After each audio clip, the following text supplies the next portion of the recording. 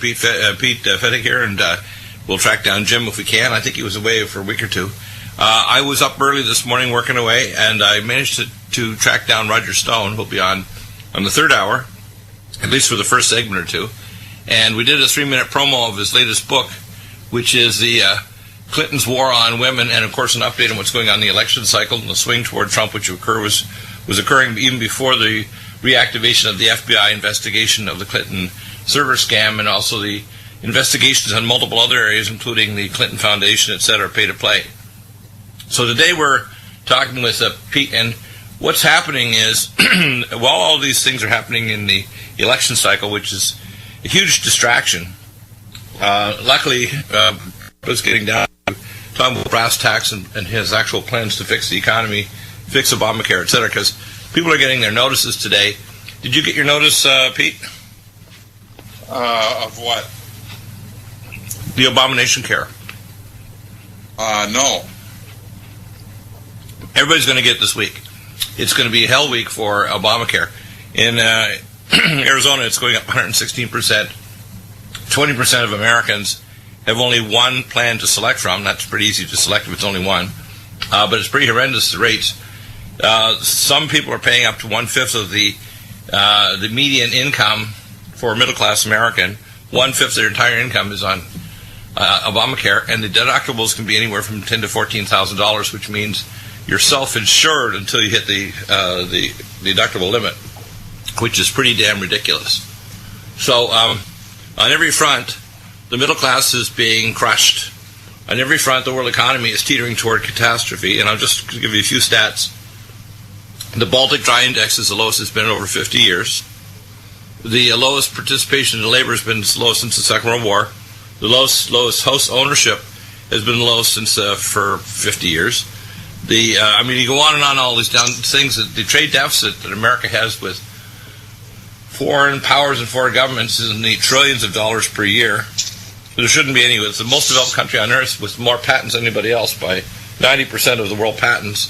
America should always be a thriving nation. Shouldn't have corporations and building things moved elsewhere. In fact, if we had a power blackout, let's say from a coronal mass ejection or a power surge, so let's say from a CME or a hack attack or incoming cyber attack or a nearest space object, we have to actually call up China and beg them to send us parts to fix their power grid.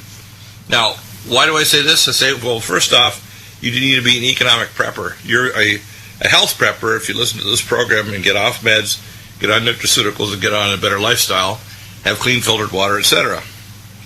Economic prepper, very first and most important step is to be involved with carrot bars.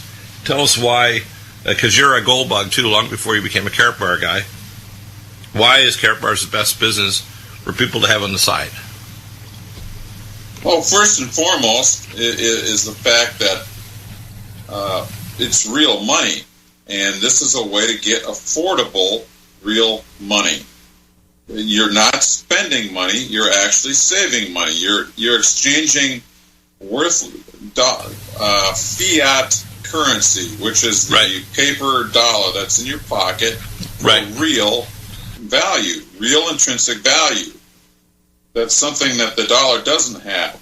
I mean, the only reason that dollar even exists and you can go trade it for something at a given store is that you believe and the recipient believes that it has some kind of value, but it doesn't. It's printed literally. It would be like a caveman picking up rhinoceros poop and calling it valuable when it dried out in the sun, and saying that you string it up like beads, and if you have so much rhinoceros poop, you're really wealthy. That's exactly right. That's exactly right. I use a gross analogy, but that's what it is, because in a sense, money, fractional reserve money, really is anti-money, like antimatter. It says on the note, you owe the Fed Reserve X amount of money. In other words, when you have the dollars in your pocket or your bank, you actually owe the Fed Reserve. That's what it says. I mean, people find that hard to believe, but that's the truth, isn't it? Well, that's the really sad truth is that the Federal Reserve in the United States, and this is true for central banks everywhere, they have really stolen the substance of the people of their own countries. They have quite literally stolen it. In the United States, it's been stolen for over 100 years. Right. There hasn't been real money made available to people to use to conduct commerce. And, and they further used the laws of men to outlaw it over the course of this last century.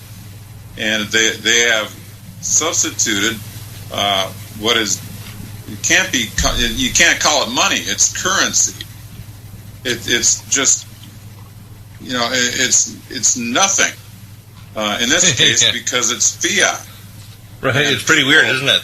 It's actually kind of bizarre. It's almost like if you were a nuclear physicist in the 25th century and you'd found a mine where you could find antimatter, and people say, "Don't mine that stuff. If you touch it, you blow up. You cease to exist." And unfortunately, that's why we now have a debt bomb that is now not only set up with the regular economy, but with the derivatives economy. About 3.5 years ago, they stopped even making money with their funny money derivatives system. And now they're talking about negative interest or bailing in money. And in fact, if they steal all the money for everybody, even wealthy and poor and middle class on the earth, they need several hundred versions of Earth to pay off the current world debt, which means it's unpayable. And they aren't facing that, are they? That's correct. That's correct. They have, I don't know how I would say it, hoodwinked the That's a Masonic term, and populace. You're quite correct. You're quite correct. Mm-hmm. They've definitely hoodwinked us all. Oh, yeah. Now, when people get involved with carrot bars, and I'm going to show the advantages over any other system. If you were trying to do a multi-level selling, say water filters or food or supplements or whatever, hardware, what you'd find, you had to become an expert in, you'd probably have to buy a whole lot of inventory and have it stored in your garage, and it might have an expiry date, so it might just go bad. With this, gold doesn't go bad. You don't have to store it in your garage. You simply introduce it to someone else if they're interested. Then they purchase it themselves, and if you do it consistently for 12 weeks, you start getting free gold. It's just basically a gold saving club. It's a save now, prepare for what I call financial Armageddon later. And there's some other side things developing, kiosks. The K exchange allows you to buy and sell around the world using an exchange system, so it can operate as distant money. Because it's already gold by the gram and fractions of a gram in the notes, you can actually use it to make change. And it's change in real currency. It's not in funny money, anti-money, or Federal Reserve notes, or rubles, or renminbi, or whatever the currency you're talking about. The advantage of this is far superior to antiques, or gold and silver coins, or rubies, or diamonds, or anything else that's transportable, even food, because it's so small in its volume and so light. You can carry quite a bit of currency, let's say, in your pocket, or in your wallet, or in a safety deposit box at home. And the nice thing about it is if you can have this currency, you can have other things. For example, let's say you have a vegetable garden, you grow chickens, or you have medicines or nutraceuticals or whatever. That's good. But you have to have a means of exchange. And this means that you're going to have a means of exchange that won't go poof, because the banks and the Federal Reserve and the International Monetary Fund, the only thing they can do to fix the economy is to steal from us, which means they got to take our gold, which they're not going to be able to get, but they have to devalue the gold versus the currency. What's happening is the actual reverse. Over a period of decades, the currencies are getting less and less valuable versus gold. Gold holds its value over many decades. A gram of gold will buy basically the same number of loaves of bread in 1922 as it does in 2016. Interesting, isn't it? Yeah, it is. It really is. And, that's something that people haven't experienced for such a long time. If you ask the average person, there aren't very many people in the U.S. As a percentage, maybe 3%, 5%, that have actually held real money in their hands. When I say that, I mean gold and silver. They've certainly held dollars, of course, but they haven't held real money. It's just it's a different feeling. It has weight. You can feel it. It's intrinsic. Right. You know that it has value, and that's why people treasure it, and that's why God made it money in the get-go. And I don't want to get lost on Christianity here, but until we repent and change our focus and return to God's money, we're not going to get pretty much anywhere. Right, and of course, we're finishing up right now Shemitah year, which is a year of wiping out debt. This is another principle that's not being adhered to by our society. As a result, the debt is getting so big it's ready to swallow the entire economy. And one of the things that's happened is the derivatives debt has actually sucked the velocity of credit and the velocity of money down to the level where the real economy is faltering while the stock market looks relatively good. But that's going to go too, because when the domino effect starts to happen and they pull a Jenga stick, the entire economy is going to collapse and people are going to wonder what to do next, aren't they? That's exactly right. That's exactly right. You're not going to see your semis delivering goods to your stores anymore. You're going to see empty shelves, and you're going to see all manner of destruction in services and everything else, and people are ill prepared for it these days. Well, we see already a part of that effect with Obamacare, where 20% of doctors have withdrawn from the exchange networks, which means less services, less providers available. You had 20 different types of bread. Maybe you'll have two kinds of bread, brown bread and white bread. In the future, people don't realize, and the cost will be considerably more in terms of actual currency. So the people aren't really prepared for this. They're not prepared at all. They think money is money. Money will hold its value. The problem is everything's denominated in money. Your pension funds, your house value, a lot of the things that you have bought in the past are going to become less valuable in terms of the relative exchange to things that may be perishable, like food and gasoline and so on. One of the ways you can keep communities going is if you convince all your neighbors and friends you need to save in real currency too. The problem is I think that our government should start really conceiving that maybe carrot bars will be a currency for our government as well. In other words, go back to not just a gold standard, but a gold standard where the actual currency notes have gold in them. So have any of the governments in the world actually considered making carrot bars their national currency? Well, not that I know of at this point, but that is certainly a direction that carrot bars would like to go. Is not to cause a revolt and a fight, but to offer a solution. Yeah, we've had G. Edward Griffin on, and he said, let have all the currencies do a competition, and may the strongest currency win. And it's my impression that maybe smaller countries can say, hey, maybe we should switch to carrot bars as our currency or an alternative to our current currency, so that as their currency is being devalued, they can buy and sell goods and services around the world at a stable price so that they can still afford to have trade. A good example was, we talked about this maybe 6 months or so ago, people living in places in South America, their currency in the last year and a half is devalued by 50%. So if you're an expat American, you're living in a large city in South America, let's say Venezuela or Brazil, what you're doing, you may be buying trucks or cars or, let's say, farm equipment from a U.S. or U.S. affiliated manufacturer, and you're paying in U.S. dollars and they're delivering it in containers or on big ships. You have to have a margin, but if you don't have a stable currency, you can't have a margin where you can make a profit and stay in business. And this is a real problem where if your currency is being devalued, you can't afford to buy more inventory, can you? That's right. That's right. So, I would like to point out, too, that this isn't a bad news kind of a thing. It's to enhance the lives of anybody that wants to participate, and to save your friends and neighbors and yourself as well, your family. Right. Now, I tell people, do whatever you're comfortable with. We have people that are millionaires that put a whole lot of money in. One of the things that I heard recently is that I've had several of our people that have bought a lot of carrot bars because they converted a lot of their wealth they got a notice from, say, the state of California of some kind of use tax. Now, I don't think it's valid. I think when you buy gold, they can't tax you on buying gold, can they? I don't think they can. No, they'll try to, though.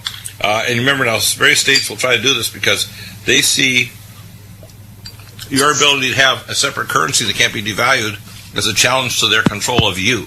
Because people have to understand the control of the government of the population to a great extent is through the media and through the currency. Right. Yeah, that's true. You know, if they have to keep people relatively poor in order to keep on asking the government to give them handouts. They get handouts by mortgaging the future. Exactly. They're saying, yeah, I'll reach into your great-grandson's treasury in 2085, and I'll take that money out from the future, and I'll give it to you now. What do you think of that? Oh, elect me. That's really what they're doing, isn't it? Right. Mm-hmm. Yes, that's. And people don't get it. They'll say, hey, I don't even know my great-grandson yet. He hasn't even been born for 60 years. Mm-hmm. Right? That's right. So exactly. They don't understand this, do they? They don't understand the mathematics of it. Now, when you have real wealth, you can build up real wealth, and you can pass it on. To me, there should never be an estate tax or death tax. There should be people should be able to build up wealth so they can then create economy. Now, one of the things, a good example is the difference between Hillary Clinton, who's obviously a financial moron.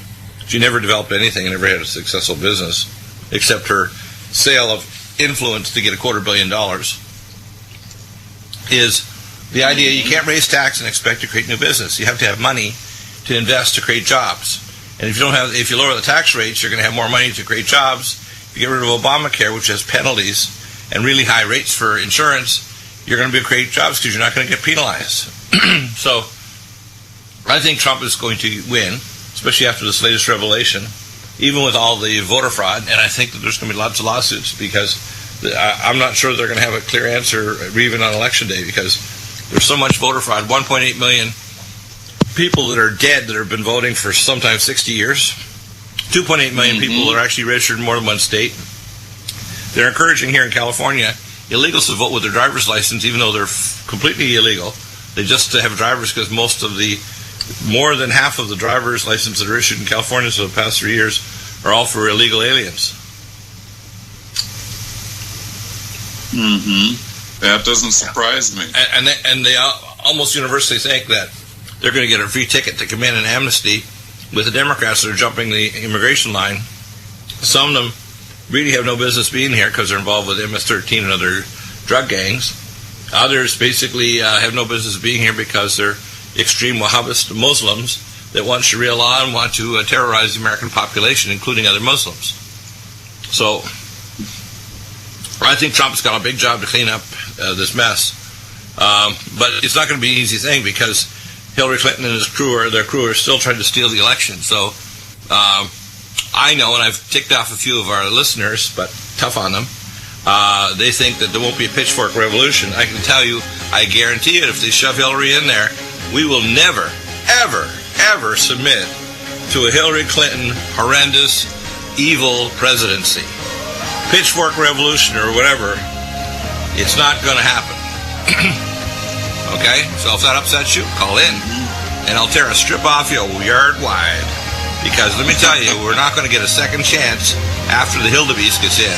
Welcome back, and so Pete, we have a tremendous opportunity here with Care Bars, and we can be your trainer wheels. Now, I know there have been other networks. In fact, I won't mention specific names right now, but a number of people contacted us. They were introduced to Care Bars, but the network they were in was not dynamic. We're dynamic, aren't we? You guys train both. Pete and Jim have training sessions. We have a lot of videos. We will literally show them how to actually go through their list and contact people with a sizzle call. It's pretty simple. In fact, it's almost embarrassing simple. I found a few people I've done over the last while. You show them once and they go, oh, this is too easy. I'm embarrassed to even ask you to do a second one. So we'll just play the call, and if they're interested, if not, next. And maybe take their email down and say, well, look, I'll send you information. If you're interested down the road, just contact me. you have to make it what I call a no pressure. It's more sharing rather than sales, isn't it? You're sharing something that's already valuable. It's like, why wouldn't you want to do this? It's kind of crazy.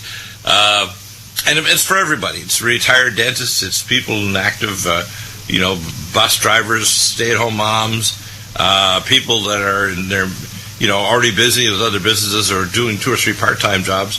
Think of this as not a part-time job, but a job that'll grow. So that it's not dependent on how many hours you put in.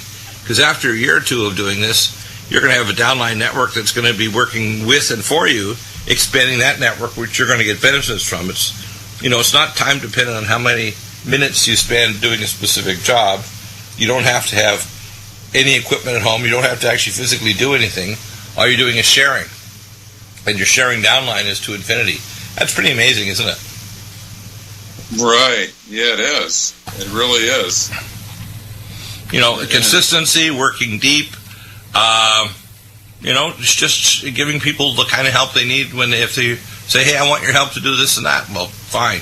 Like, for example, I want you to investigate that thing about the use tax thing, if you can get back to me or find out from your upline. Because I had a couple of people that have bought a lot, and it's the state of California. California is a weird place. These grabby Democrats here, think, oh, man, geez, this guy's got money. He's converted to Karatbar gold. We want some of that. No, you don't have a right to get somebody's gold. If you bought some gold and silver coins, you certainly don't get a part of one of the coins, do you? Right.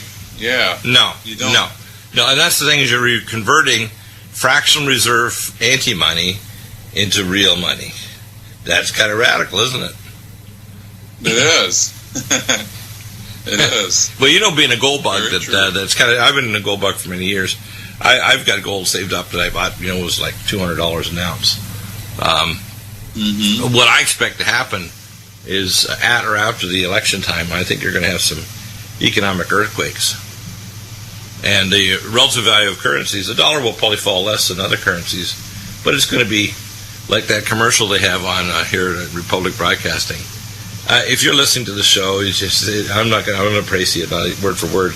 You know that times are changing and the good times are over, and you know that what's coming is going to be catastrophic. And now, it doesn't have to be as catastrophic unless you're not prepped. If you're prepped and you have backup power and you've got food and you've got ammo and you've got medical supplies and so on, and you've told your neighbors and they're all working together as a team, whether it's 2 weeks or 6 weeks or a few months until people start to get their act back together again, it won't be so bad. But the 4th day in, if there's no food or water and there's don't have ammo and people are roving around grabbing stuff from other people and there's no economy and there's no means of exchange and people don't accept the dollar or any other currency anymore, it'll be pretty haywire, won't it? It will. It will. It'll be like one of those. There's those days that you have, like a Monopoly game with other kids, and you get in. And there's a couple of kids in the group that are bigger, and they're bullies, and they don't like the other kids buying hotels or properties, so they start to beat up on the other kids. It's going to get nuts, is what I'm saying. It doesn't need to get nuts. If we collaborate, this is going to be pretty straightforward, won't it? That's right. Yeah, exactly right. Well, great. We'll be back in a moment. Maybe we can track down Jim Deal. We haven't been able to get him last couple of weeks, but we'll see if we can get Jim to give his input. Coming up today, we're going to have on Hour 3 Roger Stone with his update in his latest book, The Clinton War on Women. His latest book launched September 6th. Update on what's going on in the election cycle and his contacts with the Donald and Tim Alexander. Back in a moment. Going to change the modus just a little bit here. On the world scene, here's what's happening. The Deutsche Bank in Germany, I can hear a lot of noise there. I think your headphones or microphone must be doing something funny. The Deutsche Bank in Germany, they're pushing to cause trillions of dollars of debt to cause a domino effect in the European economy, which will affect the world. We're seeing shark loans in China, where China is, although it's got a 78% growth rate, it's kind of artificially pumped up by more than half the loans in the country are over 20% shark loans. We have in America where the the balance of payments and the amount of capital that's coming into America that's monetizing and shoving up the stock market, but with the disappearance of jobs from NAFTA in these trade deals, and the ones that, of course, Obama's trying to push through even in his lame duck session. And you know that Tim Kaine, we call him Cocaine because he's such a hyper rabbit when he was interviewing and debating with Mike Pence. That's why his new name, by the way, is Tim Co-Kane, Cocaine. Kind of makes sense, doesn't it?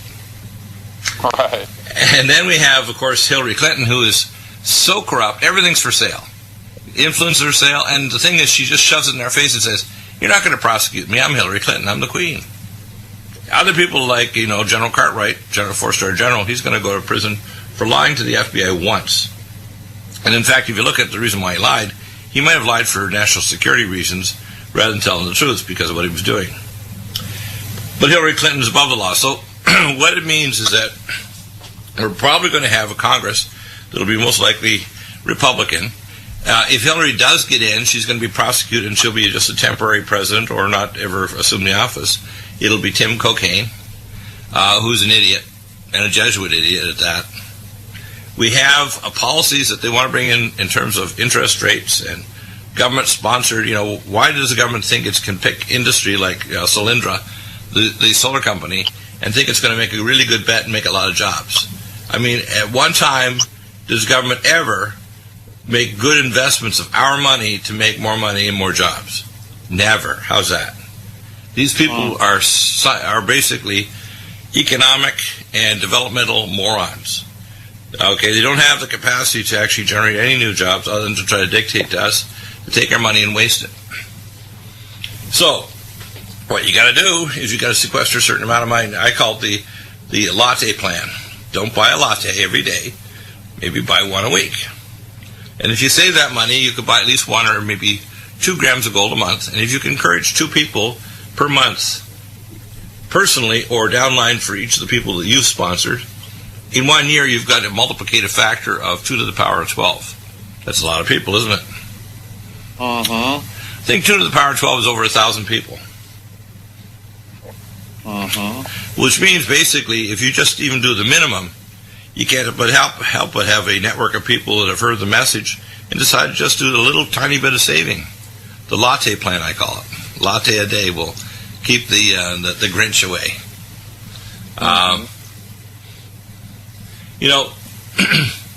It's interesting during the Hungarian Revolution. I remember talking to one of my friends, and they had the currency, which in Hungary was a really good quality paper. They said it was really good to keep the winter out in outhouses, to actually block the wind going through the outhouse.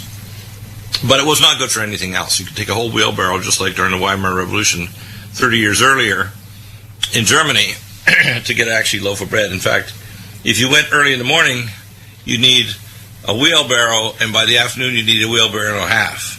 In fact, it was real funny. I talked to one of my friends that said, and this was the same situation in Hungary in the 1960s, what they did is dump out the money and steal the wheelbarrow.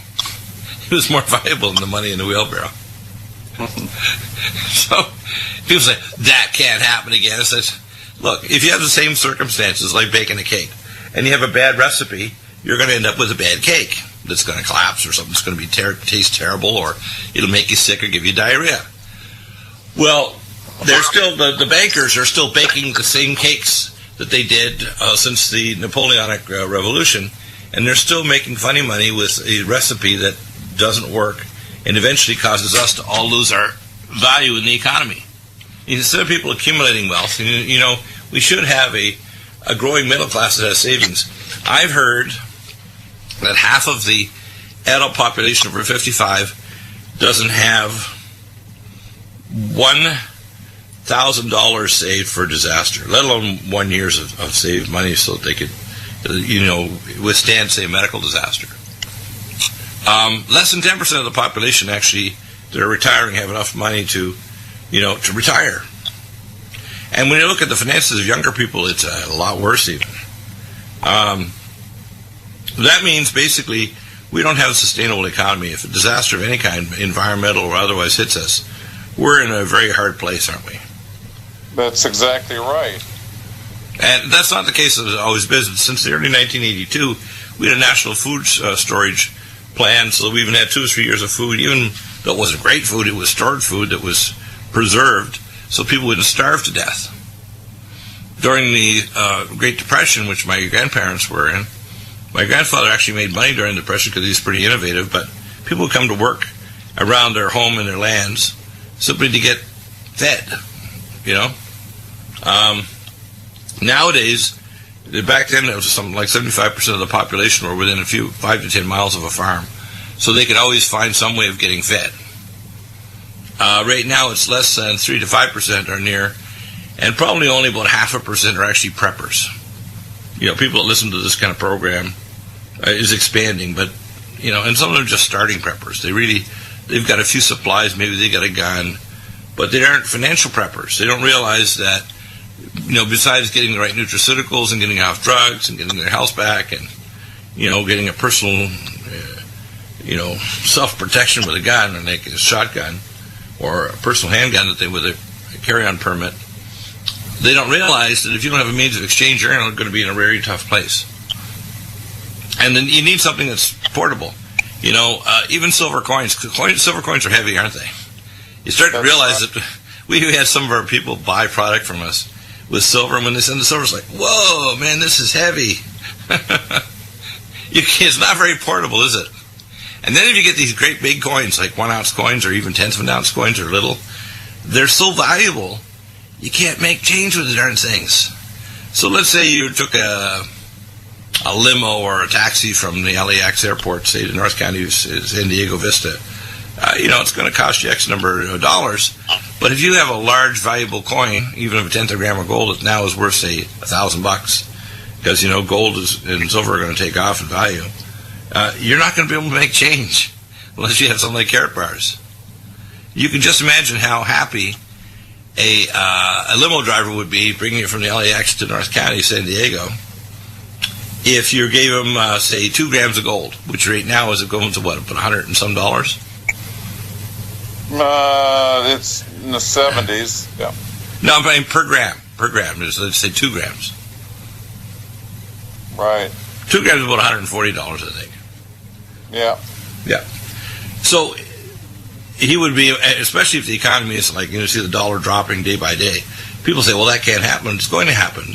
Very likely, if there's a constitutional crisis with Hillary in power and her crazy financial plans, the market's going to respond very negatively to that, aren't they? People need to be prepared for this eventuality that in a week could become reality, where we have a sitting president who's a serial criminal and serial liar, that part of the population are stupid enough and arrogant enough to vote her into power, knowing that a financial crisis will mean she's only in there temporarily until we get Tim Cocaine in there. And he's a moron and doesn't have any financial idea how to actually make an economy work, like Donald Trump and his advisors. The market's going to react very negatively to this, aren't they? Yep, that's right. People say, "Oh no, that won't hurt." I said, "You know, you're a moron, and maybe the only thing that'll smarten you up is the Darwin effect, which means you're taken out of the gene pool." People say, "Well, that's very insulting." I said, "Well, maybe it'll wake you up to the reality that raising interest rates to the ceiling and taking away the ability of people that could invest in hiring more people for jobs is a bad thing when you raise interest rates. When you think the government is best to invest in various companies like these solar companies, and we're going to go to alternative energy. I believe in alternative energy, but, you know, for example, and I've postulated this, is a good example. When they're pushing all these solar companies, if your solar power goes out, you don't have power. Now, it might be cheaper to have solar, but if you have no power, that's really bad. All your food, you know, rots. Your air conditioner doesn't work when it's hotter than Hades. What you need is have that, plus maybe have some of that power converted to solar, to hydrogen, and have the hydrogen stored and have a fuel cell.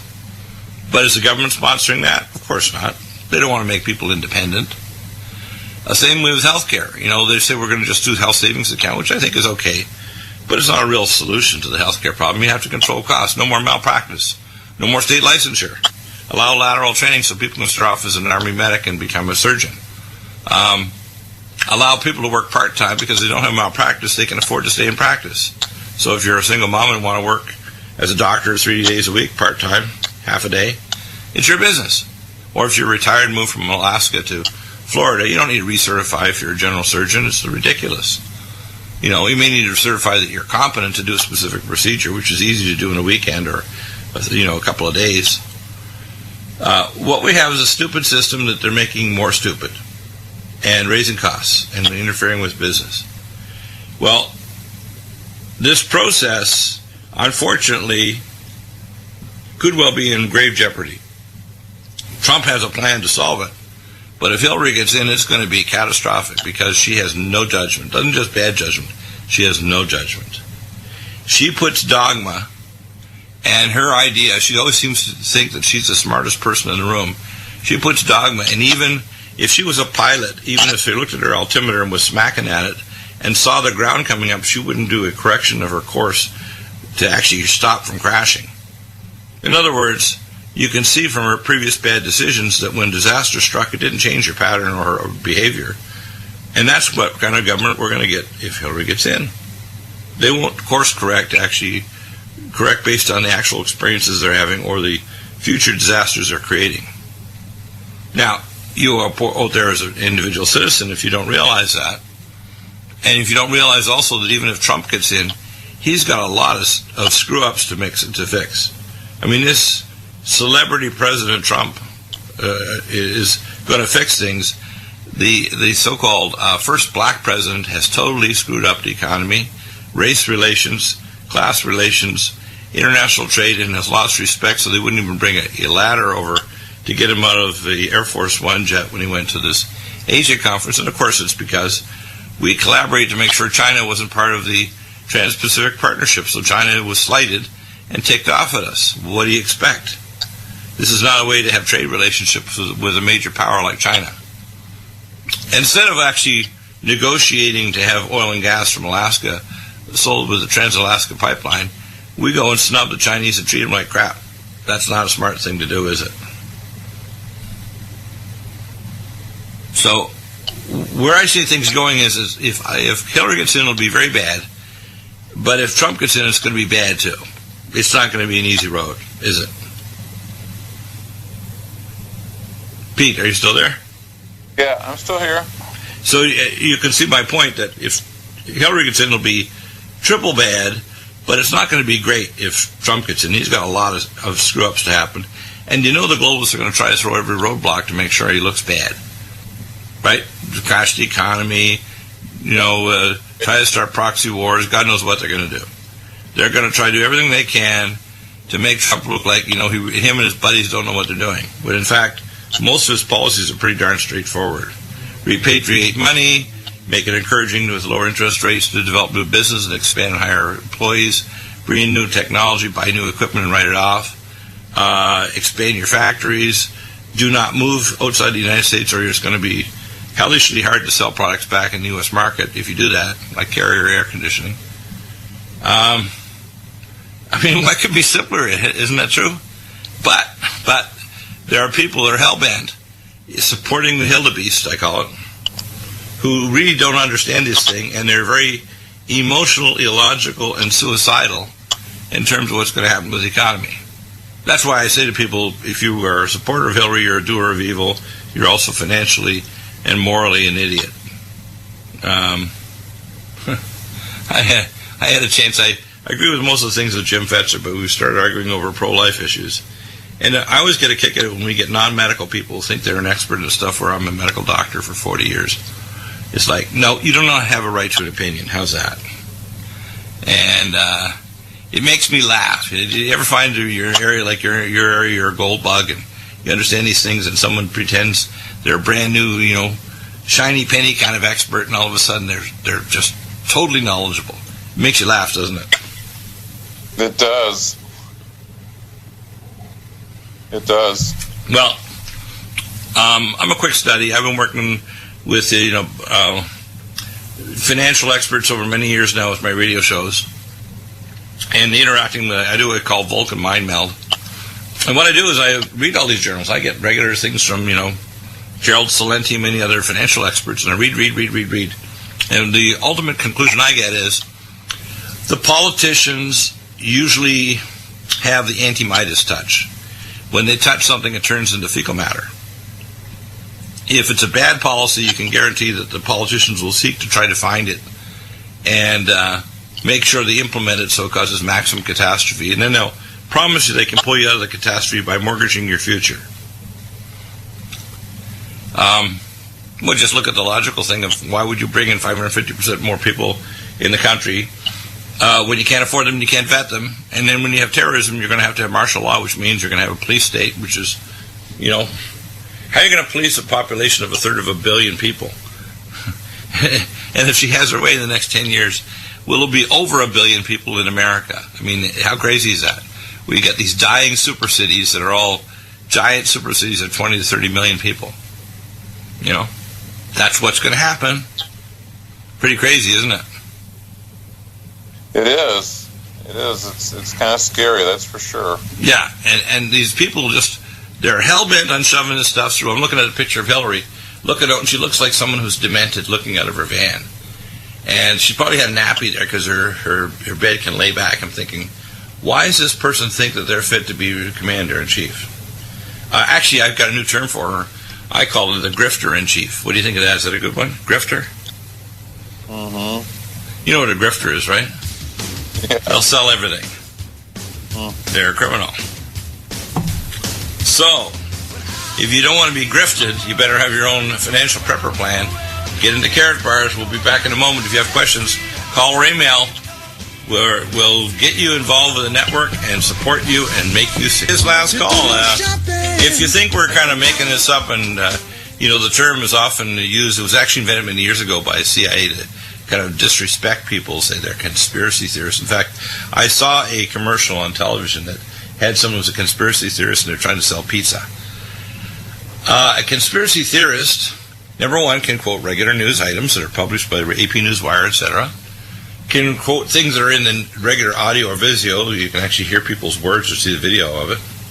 Or you can read newsletters of pundits and experts, let's say, on financial issues.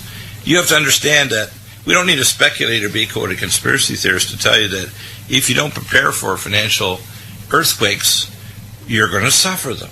Like if you're living in the fault zone in Italy, where they've suffered several fairly big earthquakes, the biggest in probably 35 years there, it's probably a good idea to move, or to move to a building that's better constructed, not made of little stones that can fall over, that are made 500 or 600 years ago. Now, I remember this when I was a kid. They talked about the 3 little pigs. There was a piggy that actually had to build a house that could stand the big bad wolf. Well, the big bad wolf is fractional reserve banking. The big bad wolf is we can manipulate the value of your money because it's not real money or value, it's actually anti-money, and we just believe it's money because we've convinced everybody that they can use it for exchange. In fact, give an example, use the term mortgage. You know what the word mortgage means in Latin? It means death grip. So they actually create the money out of thin air by you agreeing that the value of a home, that you're going to now pay that plus the interest compounded, where they create the compound interest out of nothing. Quite a scam, isn't it? So the money and the interest itself are created by the fact you're willing to guarantee to actually create the money and the interest on the money out of thin air by your guaranteeing it. Pretty crazy, isn't it? It is. So I call it scamtastic. It's another one of my legalism terms. It's a scam and it's fantastic, so it's scamtastic. Pretty good, eh? Right, that's right. Scamtastic. Now, right now, even if the election happens, we're going to have fights for months over voter fraud and Hillary Clinton going to prison. And again, I want to contribute to her orange jumpsuit fund. I think she'll look smashing in a fat suit, orange jumpsuit. I think that she'll look just great in sunglasses in a resort-type prison where she'll stay there for the rest of her days. She'll probably have internet access. Maybe she can write more books. Who knows? Maybe the last days of her life she can actually get her health back. Because right now she doesn't have enough health even to campaign. Maybe she'll actually become a real person, like Pinocchio. We'll call her Hilary Pinocchio. She's so evil, and the way she treats people around her. So What I want people to understand is you need to take control of your financial future. If you're not a financial prepper and considering carrot bars as the very best option, you can start to take care of your own financial future. This doesn't require any big investment, doesn't require expertise or storing it in your garage. It just requires you to share it with others and be concerned about their financial future too and help them. And as you help them, you become successful to infinity. That's pretty amazing. If you want our help to get involved with carrot bars, do contact us. We'll get you going. And it doesn't matter what country you are or where you live, we can help build a network for you. Thank you, Pete. We will be back in a moment with our Health and Wellness Hour. And Hour 3, Tim Alexander and Roger Stone with a major update on the election and contact with the Donald